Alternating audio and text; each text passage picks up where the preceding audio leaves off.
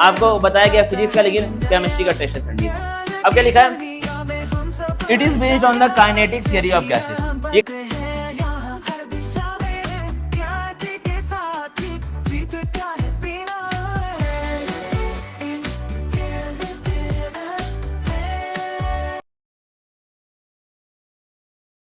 कुछ चीजें बड़ी बेसिक हैं, ठीक है, क्या है, बहुत बेसिक चीजें हैं और प्योर थ्योरी है। आखिरी टॉपिक हमारा इस चैप्टर का, उसके बाद इस चैप्टर को हम क्या कर देंगे, अलविदा।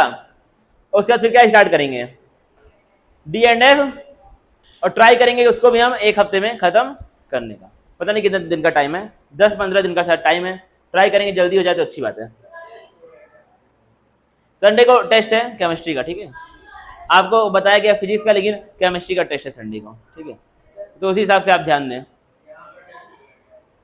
हाँ टेस्ट तो होगा ही, नहीं और क्या, collision theory of chemical reactions, क्या देखना है हमको, collision theory of chemical reaction देखना बड़े ध्यान से।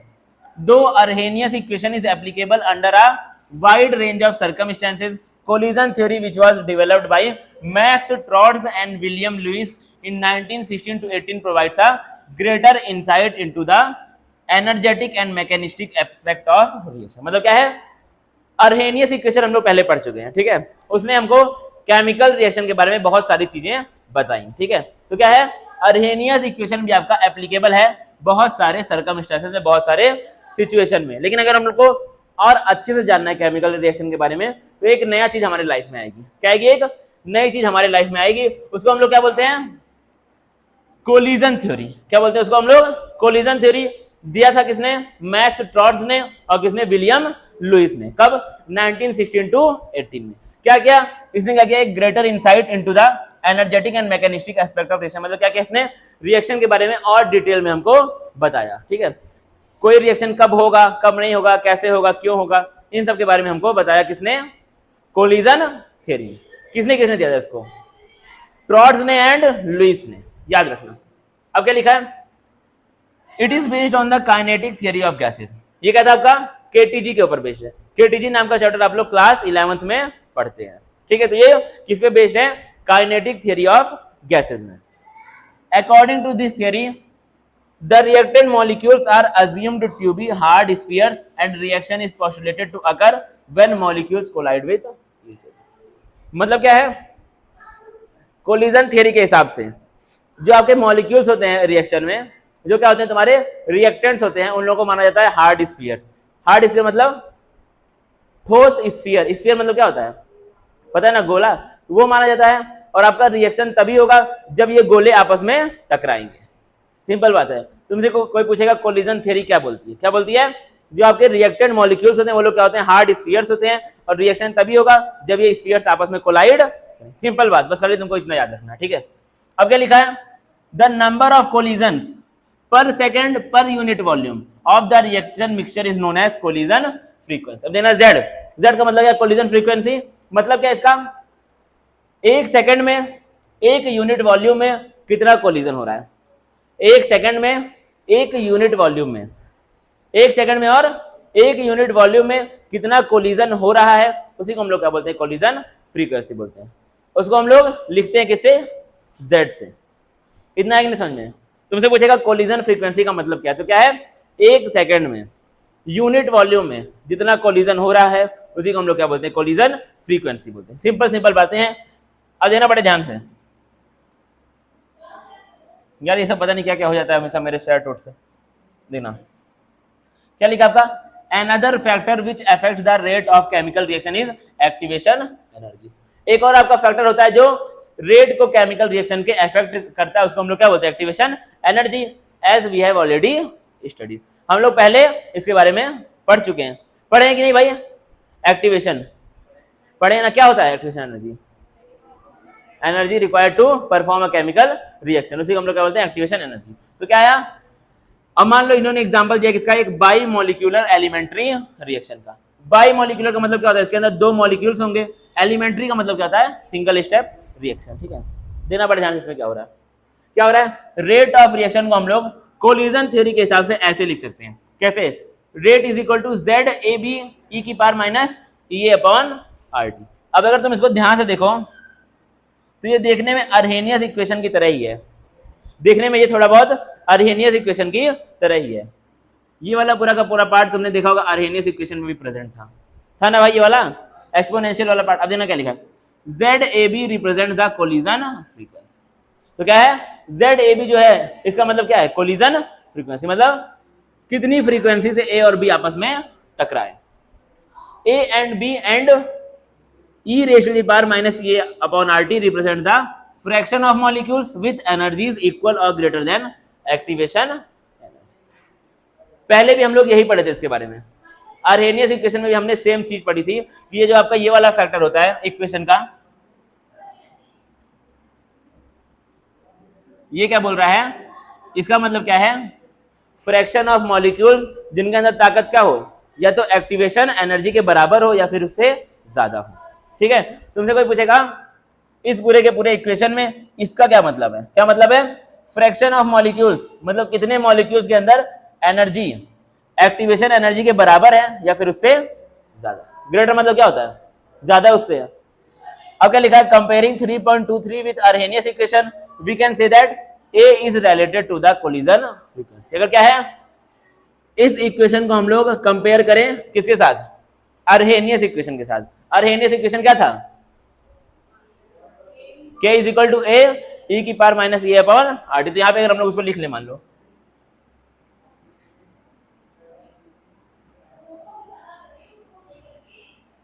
देना बड़े ध्यान से, अगर इन दोनों को हम लोग कंपेयर करें, ये क्या है तुम्हारा कोलिजन थ्योरी वाला इक्वेशन है और ये अर्हेनियस इक्वेशन है। तो अगर तुम देखोगे तो बस खाली अंतर कहां पे आ रहा है, ये Z है यहाँ पर और यहाँ पे क्या A है, मतलब इस Z और A में आपस में कुछ ना कुछ संबंध होगा। वही चीज यहाँ पे क्या लिखी है, A is related to collision frequency. Collision frequency का मतलब क्या है, Z है, तो मतलब क्या है, A और कोलिजन फ्रीक्वेंसी में कुछ ना कुछ संबंध रहा होगा। अब समझना बड़े ध्यान से। अब क्या लिखा है, equation 3.23 predicts the value of rate constant fairly accurately for the reaction that involve atomic species or simple molecules, but for complex molecule significant deviations are observed। अब क्या बोला है, जो इक्वेशन 3.23 है, ठीक है, इक्वेशन कौन सा 3.23 क्या करता है, ये आपका ये रेट कांस्टेंट की वैल्यू को प्रेडिक्ट कर लेता है अच्छे से, किनका, उन स्पीसीज का जो क्या है तुम्हारे, जहां पर एटम्स प्रेजेंट है या फिर सिंपल मॉलिक्यूल्स है, जहां पे क्या है बहुत सिंपल मॉलिक्यूल्स हैं या फिर एटम, मतलब जहां पर छोटे छोटे मॉलिक्यूल्स हैं, उनका तो रेट कांस्टेंट ये प्रेडिक्ट कर लेता है, उनका रेट कांस्टेंट हम लोग निकाल सकते हैं। लेकिन जब कॉम्प्लेक्स की बात आती है, जब क्या आती है बात कॉम्प्लेक्स, ये देखना एग्जांपल के तौर पे देना भाई बड़े ध्यान से इसको।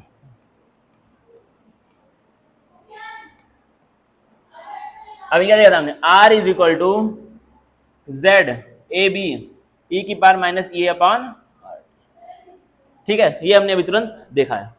अब ये क्या बोल रहा है, ये जो आपका पूरा का पूरा इक्वेशन है, ठीक है, ये रेट कांस्टेंट को फाइंड कर लेता है उनके लिए जहां पर क्या है, या तो सिंपल मॉलिक्यूल्स इन्वॉल्व है, या तो क्या है सिंपल मॉलिक्यूल्स इन्वॉल्व है, या फिर सिंगल एटम है, सिंगल एटम इन्वॉल्व। मतलब जैसे इस तरह का अगर इक्वेशन है तो A प्लस बी से क्या बन गया, C बन गया, ठीक है, क्या है यहाँ पर सिंगल एटम है, या फिर ऐसे हो गया, अगर मॉलिक्यूल भी है तो बहुत सिंपल मॉलिक्यूल है, AB प्लस CD से क्या बन गया तुम्हारा EF बन गया, ठीक है, सिंपल सिंपल मॉलिक्यूल है। तो अगर इनका हमको रेट कांस्टेंट फाइंड करना है तो हम लोग इस इक्वेशन को यूज करके आसानी से फाइंड कर सकते हैं। लेकिन जहां पर मॉलिक्यूल थोड़ा सा क्या हो गया, कॉम्प्लेक्स हो गया, जैसे मान के चलो ऐसा हो गया,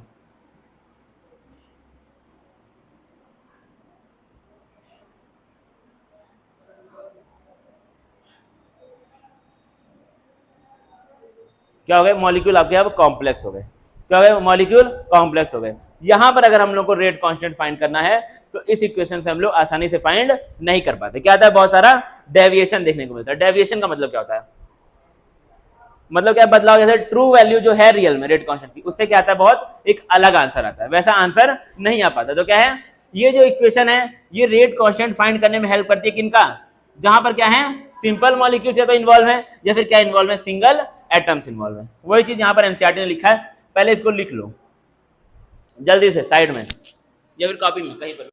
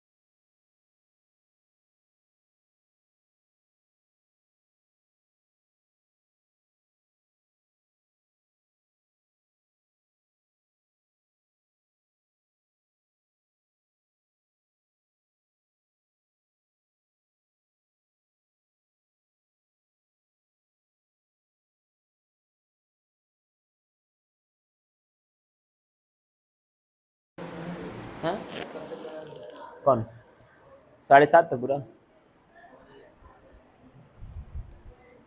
देना बड़े ध्यान से। यहाँ पे क्या लिखा हुआ है,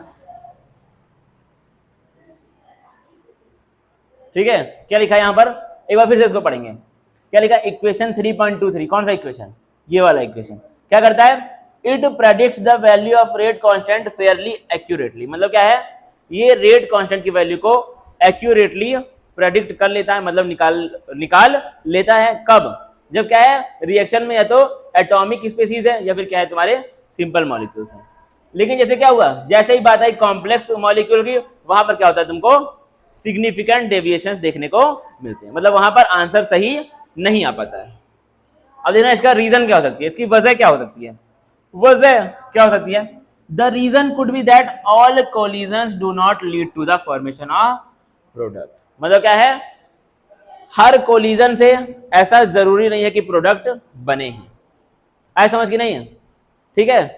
तो अर्हेनियस ने क्या बोला था, अगर तुमको याद है तो, जब भी कोलिजन होगा दो लोगों का तो क्या बन जाएगा, प्रोडक्ट बन जाएगा। लेकिन यहाँ पे क्या होगा, उसके जो उन्होंने बोला था उसमें थोड़ा सा चेंज देखने को मिला। ये क्या बोल रहे हैं, हर कोलिजन से प्रोडक्ट बने ऐसा जरूरी, जो कोलिजन है वो परफेक्ट कोलिजन होना। ऐसा नहीं कि हर बार हम दोनों जब टकराए तो हम दोनों के बीच में लड़ाई ही हो जाए, ऐसा जरूरी नहीं है। अगर टकराएंगे भयंकर वाला तो मारपीट वहां पर हो सकती है। ऐसा नहीं कि हर बार अगर आप जाए किसी से रोड में भिड़ जाए तो क्या हो जाए, आपका दंगा हो जाए उसके साथ, ऐसा जरूरी नहीं है। कोलिजन क्या होना चाहिए, परफेक्ट होना चाहिए। टकरा रहे हो, हाथ पैर अगर टूट रहा है तो वहां पर आपका दंगा हो सकता है। वही चीज एग्जैक्टली यहाँ पर बोल रहे हैं, ऐसा जरूरी नहीं है कि हर बार कोलिजन हो और हर बार प्रोडक्ट बने, ठीक है। बाकी आप दुखी ना हो, ठीक है, इस तरीके का क्यों हो रहा है, दुखी नहीं होना, ठीक है, समझ बात को, ठीक है। क्या है, the collision in which molecules collide with sufficient kinetic energy called the threshold energy and proper orientation so as to facilitate breaking of bonds between reacting species. मतलब क्या है, कोलिजन ऐसा होना चाहिए जहां पर क्या मॉलिक्यूल के पास काइनेटिक एनर्जी बचे। कोलिजन होने के बाद मॉलिक्यूल के पास क्या बचे, कुछ ना कुछ ताकत शरीर में। हम दोनों भिड़ गए और दोनों की क्या हो गई, ताकत खत्म हो गई, दोनों वहीं पर गिर जाएंगे, दंगा हो ही नहीं पाएगा, मारपीट। तो क्या हो, टकराने के बाद भी हमारे अंदर कुछ कुछ ताकत बचे, तभी क्या हो पाएगा, वहां पर आपका कोई प्रोडक्ट बन पाएगा। तो क्या हो, इतनी ताकत हो कि आपका जो रिएक्शन, जो रिएक्टेंट है उनका बॉन्ड टूटे और नया बॉन्ड बने, तभी तो बनेगा प्रोडक्ट। पुराने बॉन्ड टूटेंगे, नए बॉन्ड बनेंगे, तभी क्या होगा, पुराने रिश्ते टूटेंगे, नए रिश्ते जिंदगी में आगे आओ, ठीक है। अब देखना क्या लिखा, हाँ बता रहा हूं मैं, सब परेशान होने। अब क्या लिखा, the collision in which molecules collide with sufficient kinetic energy, उसी को हम लोग क्या बोल रहे हैं, थ्रेशोल्ड एनर्जी। मतलब क्या है, काइनेटिक एनर्जी इतनी हो कि आपके पुराने बॉन्ड टूट पाए और नए बॉन्ड बन पाए। नए बॉन्ड बनने के लिए जितनी ताकत चाहिए होती है उसी को हम लोग क्या बोलते हैं, थ्रेशोल्ड एनर्जी बोलते हैं। नए बॉन्ड बनने के लिए जितनी ताकत चाहिए होती है उसी को हम लोग क्या बोलते हैं, थ्रेशोल्ड एनर्जी बोलते हैं, मतलब प्रोडक्ट बनने के लिए एक तरह से। अब क्या लिखा है, so as to facilitate the breaking of bonds between reaction species and formation of new bonds। मतलब क्या हो, इतनी ताकत हो कि पुराने बॉन्ड टूट जाए और नए बॉन्ड बन जाए। सिंपल बात ये है, समझ जाओ सब लोग। यहां पर देखो, अभी लिख लेना बाद में आराम से। इतनी ताकत बचनी चाहिए भिड़ने के बाद, कोलिजन के बाद इतनी ताकत बचनी चाहिए कि पुराने बॉन्ड टूट जाए और नए बॉन्ड बन जाए, ठीक है। इतना आपके अंदर बचना चाहिए। तो क्या हो, एक तो क्या हो, सफिशिएंट काइनेटिक एनर्जी हो, और दूसरा क्या है, प्रॉपर ओरिएंटेशन हो।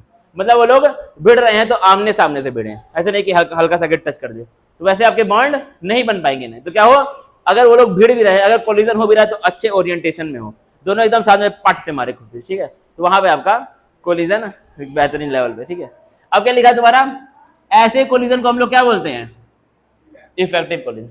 ऐसा कोलिजन जहां पर क्या हो, प्रोडक्ट बन जाए, रिएक्शन पूरा हो जाए, उस कोलिजन को हम लोग क्या बोलते हैं, इफेक्टिव। कोलिजन बहुत सारे होते हैं, कोलिजन क्या है, बहुत सारे होते हैं, लेकिन ऐसा जरूरी नहीं है कि हर बार कोलिजन हो और हर बार आपका प्रोडक्ट बनी जाए।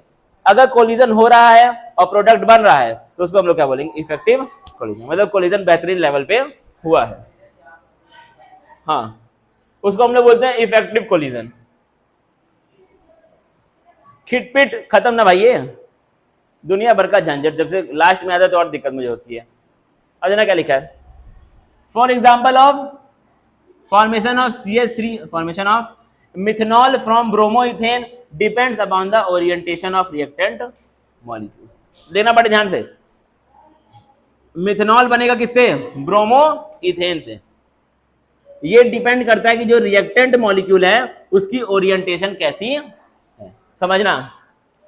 इथेनॉल, मिथेनॉल बन रहा है किससे? ब्रोमोमीथेन से। ये डिपेंड करेगा किस चीज पे? कि जो आपका रिएक्टेंट है उसकी ओरिएंटेशन कैसी है। अगर ओरिएंटेशन ऐसे होगी तो तुम्हारा मिथेनॉल नहीं बन पाएगा, लेकिन अगर ओरिएंटेशन ऐसी होगी तो तुम्हारा मिथेनॉल बन जाएगा। तो मतलब क्या है, ओरिएंटेशन से भी बहुत फर्क पड़ता है। सिंपल बात है, क्या होता है? ओरिएंटेशन से भी बहुत फर्क पड़ता है। एनसीईआरटी ने ये क्यों लिखा है, ये तुमसे पूछेगा नहीं एग्जाम में। एनसीईआरटी ने ये दिखाने के लिए लिखा है कि ओरिएंटेशन से भी क्या पड़ता है, बहुत ज्यादा फर्क पड़ता है। अगर ओरिएंट मतलब कैसे भिड़ रहे हैं, कोलिजन कैसे हो रहा है, ठीक है। तो क्या है, ओरिएंटेशन। ऐसे को मान के चलो, ये मॉलिक्यूल में क्या है, Br कहां पर है? आगे है। और हाइड्रोजन क्या है? तीनों के तीनों बिल्कुल कहां पर है? पीछे हैं। और ये क्या है, जो OH है, जो एल्कोहल ग्रुप है, वो कहां है? इस साइड है, ठीक है। लेकिन यहाँ पे क्या है, एल्कोहल ग्रुप इस साइड है, हाइड्रोजन के साइड है। तो अगर एल्कोहल ग्रुप ब्रोमीन के साइड होगा तो प्रोडक्ट नहीं बनेगा, लेकिन अगर एल्कोहल ग्रुप तुम्हारा कहां पर है? हाइड्रोजन के पास है, तो प्रोडक्ट बन जाएगा। सिंपल बात है। तो अगर ऐसे वो लोग टकराएंगे तो प्रोडक्ट नहीं बनेगा, लेकिन अगर ऐसे टकराएंगे तो प्रोडक्ट बन जाएगा। इतना आएगा समझ में? देखो बड़े ध्यान से इसको देखना।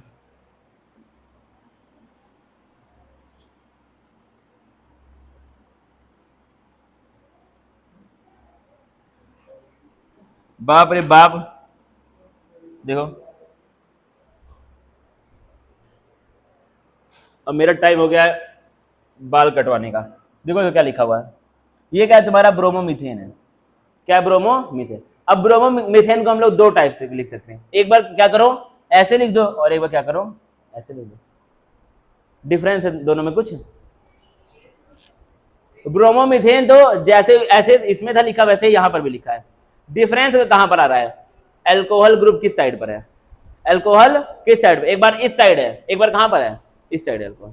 तो अगर कोलिजन ऐसे हो रहा है, अगर एल्कोहल भिड़ रहा है किससे? ब्रोमीन के साथ, तो आपका प्रोडक्ट नहीं बनेगा। लेकिन अगर एल्कोहल आ रहा है हाइड्रोजन के साइड पे, तो आपका प्रोडक्ट बन जाएगा। तो क्या है, ओरिएंटेशन से बहुत ज्यादा फर्क पड़ता है। कोलिजन कैसे हो रहा है, ये चीज बहुत ज्यादा मैटर करती है, प्रोडक्ट बनेगा या फिर प्रोडक्ट नहीं बनेगा। सिंपल बात ये है। तो अगर प्रोडक्ट बन रहा है, उस कोलिजन को हम लोग क्या बोलेंगे? Effective collision. याद रखना, ये सब थियरी है। अब देखना, to account for effective collision another factor P called the probability और स्टेरिक फैक्टर इज इंट्रोड्यूस्ड। अब क्या है, इफेक्टिव कोलिजन को समझने के लिए इस इक्वेशन में एक नया चीज आ गई, उसको हम लोग क्या बोल रहे हैं? प्रोबेबिलिटी फैक्टर या फिर स्टेरिक फैक्टर। ये लिखा हुआ संभावना। It takes into account the fact that in a collision molecule must be properly oriented।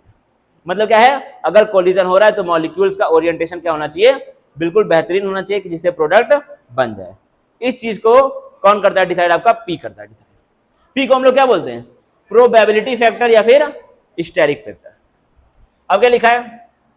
Thus in collision theory activation energy and proper orientation of the molecules together determine the criteria for an effective collision and hence the rate of a chemical reaction। मतलब क्या है, क्या क्या होना चाहिए? एक तो आपका एक्टिवेशन एनर्जी होनी चाहिए, और क्या आपका प्रॉपर ओरिएंटेशन होना चाहिए। ये दो चीजें डिपेंड करती हैं कि तुम्हारा प्रोडक्ट बनेगा या फिर नहीं बनेगा, तुम्हारा इफेक्टिव कोलिजन होगा या फिर नहीं होगा।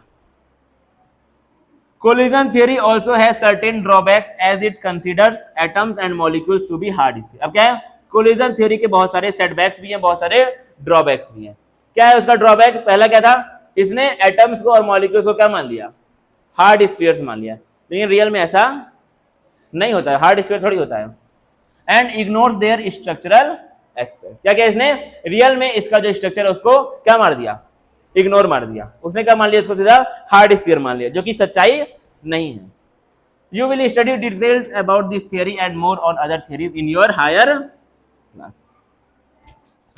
पढ़ोगे भाई जब जाना अपना, ठीक है, बाद में पढ़ेंगे इस बारे में अब डिटेल में, ठीक है। और यहाँ पे लिखा हुआ थ्रेशोल्ड एनर्जी। बस हो गया, अब खत्म है जिंदगी, यही खत्म, मतलब चैप्टर यही खत्म। इसको बंद कर दो। कल मिलेंगे लाइव में। हमें क्या करेंगे, हमारा chapter D and F block कल बताइए।